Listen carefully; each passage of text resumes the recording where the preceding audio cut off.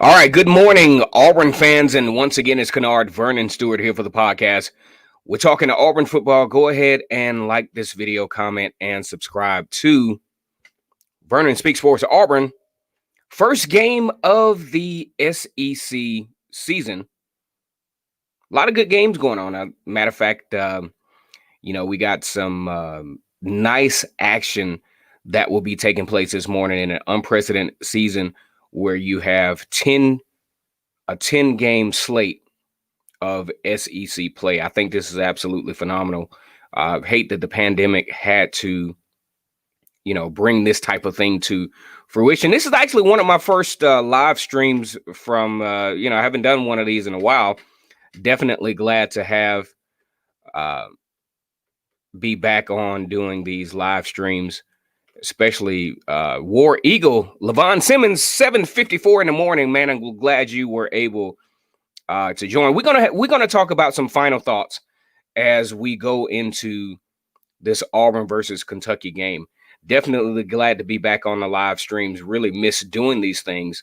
A lot of it was, kind of due to timeliness and sometimes just absolute laziness because, it's not really hard to do a live stream, but sometimes it can be a little cumbersome. But either way, War Eagle to all the Auburn fans out there across the nation and the world. I am Vernon Speaks Sports Auburn, government name Kennard Vernon Stewart here for the podcast. Always talking Auburn football. Make sure that you subscribe to the channel. Of course, we're growing by leaps and bounds. Up for work, FedEx doesn't play. Had to tune in. Thank you, sir. Know all about the graveyard shifts. So now we're going to talk about Auburn versus Kentucky going into the first game of the year, the first time that Auburn has had an SEC opener since the 21 victory over Arkansas in 2014. Ironically, that was actually a home game. But what a lot of people don't know is that the last time Kentucky came into Jordan-Hare in 2009, they actually won that particular football game. And Kentucky has not been to Jordan-Hare since. Now, one of the good tidbits about Kentucky that I like, they play very well on defense. I think Mark Stoops has done a great job in stretching out the talent that he does have.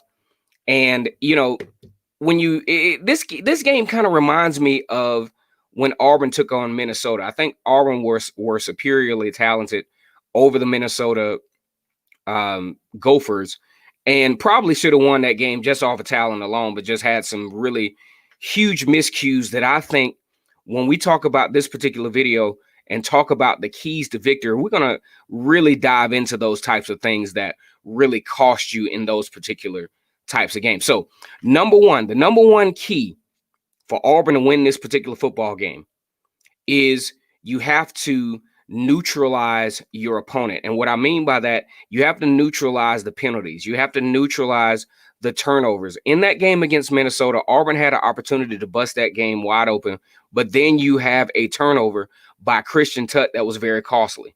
And that actually gave Minnesota the opportunity to keep themselves in that particular football game because overall, talent-wise, Auburn was really dominating that particular football game. So Auburn has definitely got to eliminate the turnovers. Number two, Kyle Schoper, man, you are reading my Auburn Tiger mind. I hope they improve punt and kick. Okay, so all of us remember last year in that Oregon game, how Oregon was able to flip the field position because of lack of punt coverage. And that's something Auburn absolutely has to do. Don't give a team that I feel is a little bit less talented than you, don't give them the opportunity to neutralize the game by flipping field position. Also, flipping time of possession. Auburn has to dominate the time of possession. How are they going to do that? Quit going 3 and out. Be considerate of your defense. Don't go 3 and out. This is a young defense, a very talented defense, but you definitely have to give them an opportunity to, really get some ground as far as defense go. You can't keep them on the field all day against a team in Kentucky that has a dual threat quarterback in Terrell Wilson, has one power running back, and also one fast running back. You can't keep this defense on the field all game and expect things not to happen, like say what happened against Florida. When LaMichael Pirine bust, down the field for like 80 yards. LaMichael Pirine never runs for 80 yards. But when your defense is fatigued, you tend to miss tackles. You tend to be out of position. So I think Auburn has absolutely got to help. The offense absolutely has to help this particular defense out coming into this ball game. The last thought, the last key to victory for Auburn, in my opinion, is Gus Malzahn has got to get out of the way of play calling. The scripted plays, okay, I get it. Maybe the first 10 plays, kind of see what your defense is doing, but you have to give Chad Morris the keys to the city on this offense. I mean, he has some weapons. I would assume that the offensive line just absolutely has to be better than they were last year. But coming into this particular football game, Gus Malzahn has to give this offense a chance to have some level of continuity. It can't be, okay, you call plays this series, I call plays the next. No, it has to be some consistency in this particular offense in order to give Auburn a chance to win. And this is a game, I'm going to put it out there on national YouTube, on the YouTube streets. This is a game that Auburn absolutely should win. Auburn has recruited better. Auburn has a better physicality about them to win this particular football game. Honestly, I think I did a prediction show last night, 28-17, and that's being nice about it. Auburn should really be able to pound Kentucky, but you just never know. Like with Gus Malzahn, in menial opponents, it's a 12 o'clock game Eastern time, 11 o'clock Central. We just don't know. I love you guys. Hopefully I will be able to do a post-game live stream. What's going on, Clarence Dean Jr.? Good morning, sir. I appreciate that. Hopefully I will be able to do a post-game live stream. Got some things going on that may prevent me from doing that, but I will do another video tonight recapping the Auburn game. You also got the Florida State versus Miami game, which is a huge, huge battle in the ACC. A lot of folks don't think Florida State has a chance. From what I'm gathering, because we always talk about Georgia. Georgia actually plays against Arkansas today. Alabama against Missouri. I think these are some interesting matchups. We're going to see how those things play out.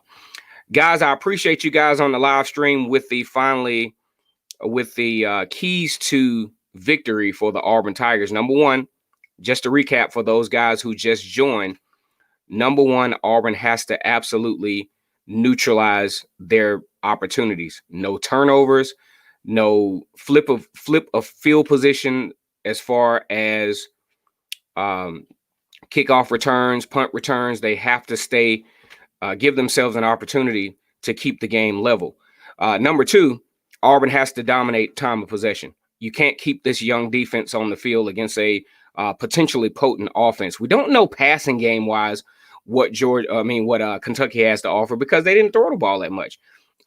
Injuries to Terry Wilson, you pretty much had a situation where the quarterback ran for over 1,400 yards. So you don't know how elite or non-elite the wide receivers are, but you don't want to set yourself up for the opportunity to you don't want to see it. You don't want to, if you dominate the line, you dominate the time of possession, you give your defense a chance to stay reloaded throughout the game. And last but not least, Auburn has to have some continuity in play calling. It can't be the Gus show one series, and it can't be the Chad Morris show the next series.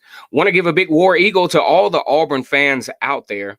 Like this video, comment, and of course, subscribe to Vernon Speaks Sports Auburn. We got some more stuff coming later on. And as always, it's great to be an Auburn Tiger, War Eagle.